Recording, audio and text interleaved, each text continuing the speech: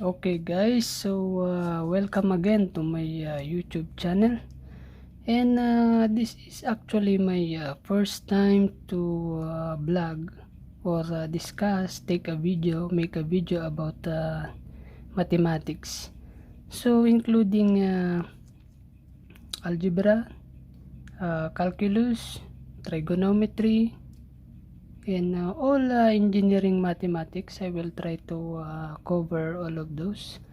But for this video, I would like to try first to discuss about the derivative or finding the slope of a curve at a certain point on the curve.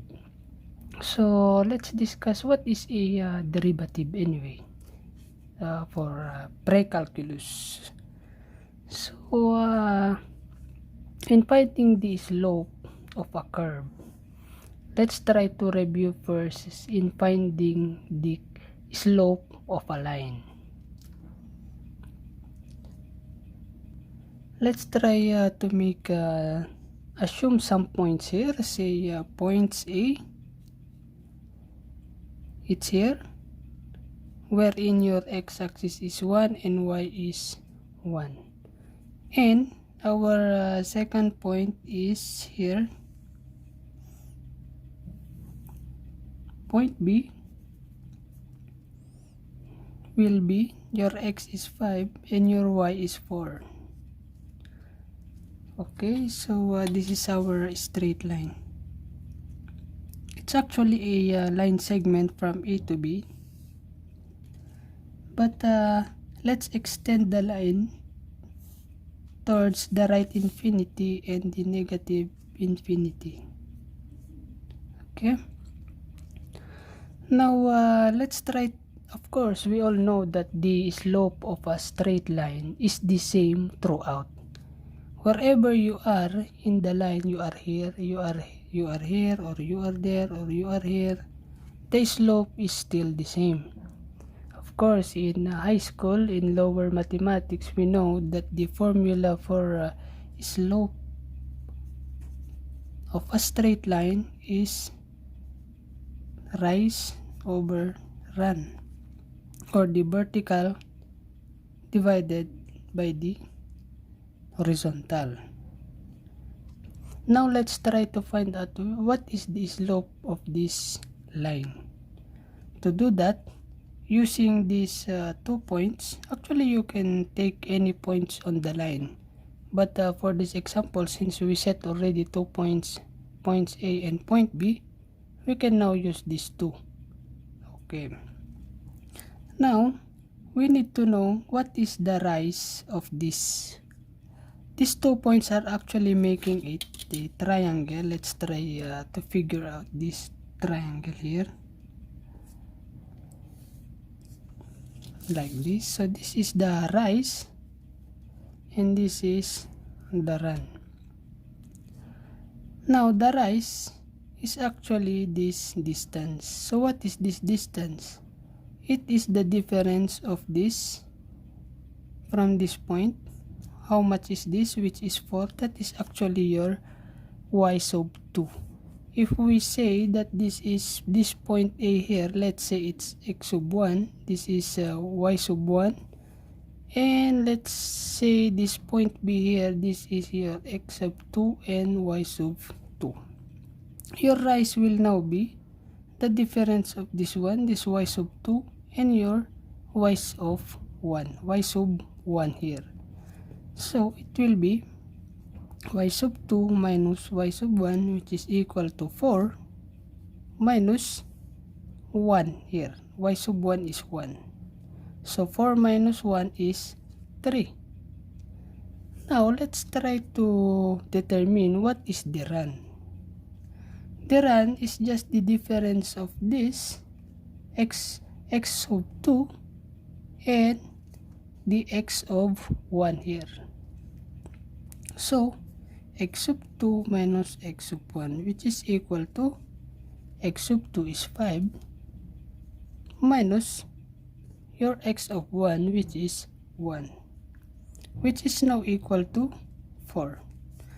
Now go back here. The slope will now be equal to rise over the run. The rise is 3 and the run is 4.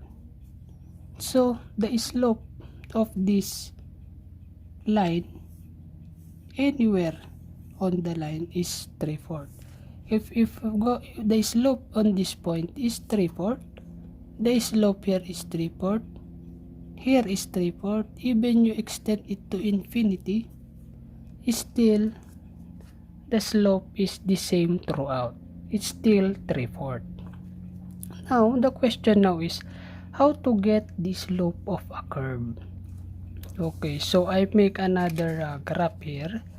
Let's try to determine the slope of a point of a curve at a certain point. For example, we have this is our y, this is our x-axis, assuming that your y is a function of x. It's a function. We are dealing here a curve as a function.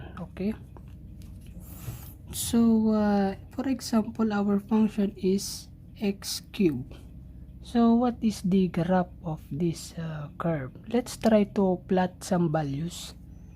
Let's try first to give some values, x and y. So if my x is 0, what is the value of y? Of course, if your x is 0, the y will also be 0. If my x is 1, my function is also 1. 1 cube is 1. If it's 3 cube, how much is that? It is 3 times 3 is 9. 9 times 3 is 27. Right? So what if it's negative 1? If it's negative 1, negative 1 times negative 1 is positive 1 times negative 1 is also negative 1. Okay, so what if your x is 2? If it's 2 cube raised to cube is actually 8. What if my x is negative 2? So negative 2 times negative 2 is positive 4 times negative 2 is negative 8. So let's try to plot these values here. Okay, so we were able to plot the curve now. So this is now the curve. So if it's 1, it is also 1. If your x is 2, your function is at 8. If it's negative 2, it goes to negative 8. So you can see, as you progresses along the curve, the slope is different. The slope at this point is different. The slope here is also different. Here is also different. Here is also different. It's not the same. Unlike this straight line, the slope is the same throughout. So how are we now going to solve? For example, what is the slope at this point? We don't know. It's changing. The slope is changing on every point on the curve. So we cannot say the slope here. We can ask the question, what is the slope at this point? What the slope at this point? What is the slope at this point? It's changing. It's different. So let's try to analyze this one a little bit further. Okay, so if we would like to know now the slope at this point, for example, let's try now to magnify this point a little bit bigger. Let's try to stretch our imagination and try to magnify this point at particular point, say at point X. Let's call it X. We don't know anywhere from this point. Let's just assume at point X. We need to know the slope exactly here. And if we want to know the slope at this point, we are actually referring to a straight line that is touching exactly at one point on this curve. It's a tangent line.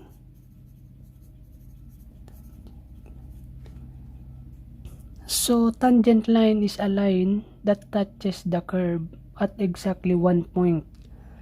Of course, this is we can see it visibly here only at one point, but if you are going to magnify this one many times over, of course this one it touches many points here, because we are limited by a point of our pencil. Now let's try to magnify this point here.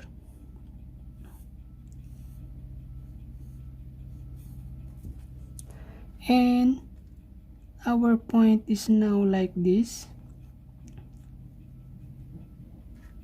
Sorry about my drawing, it's not a perfect circle, but imagine this is the tip of my pencil. You see this circle here. Now, so what is now the curve here? What is now the picture here?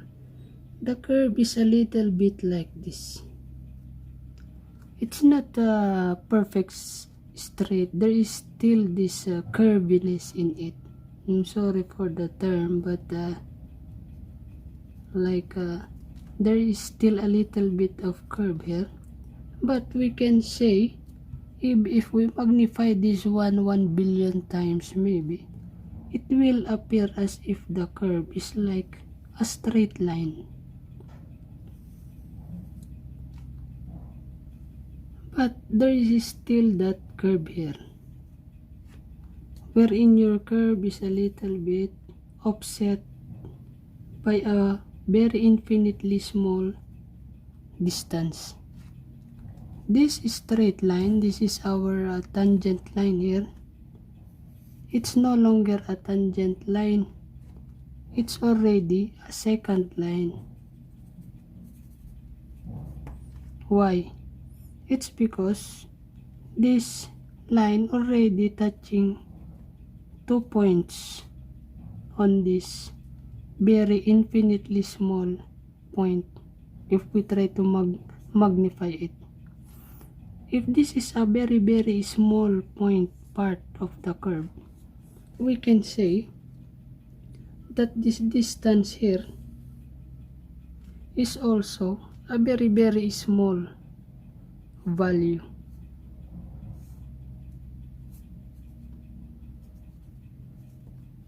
And this from here also we can say it's also a very small value here.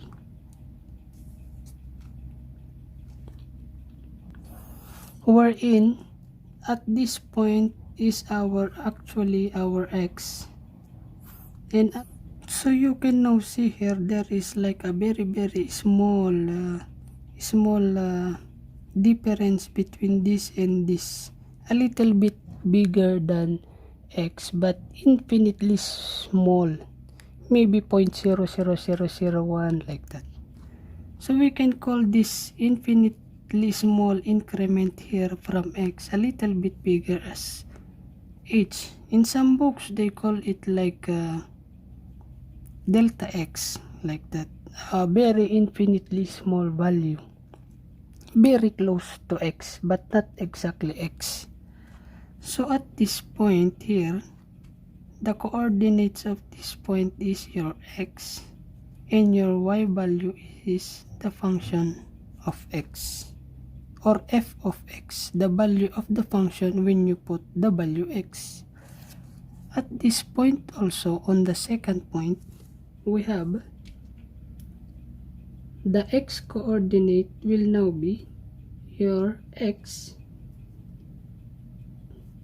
plus the very small value h, and your y value will be the value of the function when you plug in this value x, which is function of x plus h. Let's try to transfer here. This is your curve. This is your second line here. So this is your point A, which is x, f of x. This is your x plus the small value, and your y will be f of x plus h.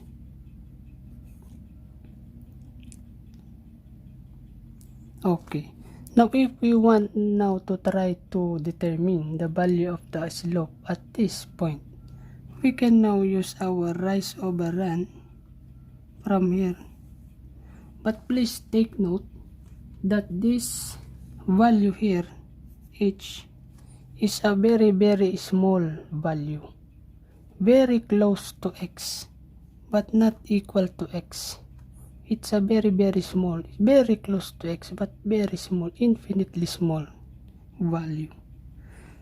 So let's try now to determine the slope using this. Slope is rise over the run. So slope will be equal to rise over the run. Now let's try to substitute the values. The rise over run. The rise, your rise is actually, this is your rise. This is your rise, which is equal to the y2 minus the y1 here. We have f of x plus h minus your f of x, and your run will be equal to x of 2 minus your x of 1, x plus h minus x. If you simplify this term, the x and x will cancel. It will just become h. So plugging in these values here, we have the function of x plus h minus function of x divided by h. So how can we now evaluate this slope, this expression now? Remember that we are dealing with a very small number here, infinitely small value, and we have learned from our elementary calculus about limits. So if to evaluate this, we need now to express this as the limit of the function x plus h minus the function x of x divided by h as h approaches 0. Why like that? Returning back on the curve, as h approaches 0, so if this point is trying to go near 0 here on this direction, you will see the value of h is going smaller and smaller until your h will be here only, until your h will reach very close to 0. That's the meaning of this one. Until such time that when h becomes almost 0 or 0, very close to 0, your second line now will be, look at this, like that. It will go like this. It will go like that. It will go like that, until your line will now become a single line, a line touching only at one point. So it will now become a tangent line. This tangent line now is actually now the slope at a certain one point only on the x-axis. So the limit of this expression now as h approaches 0 is actually now the slope of a tangent line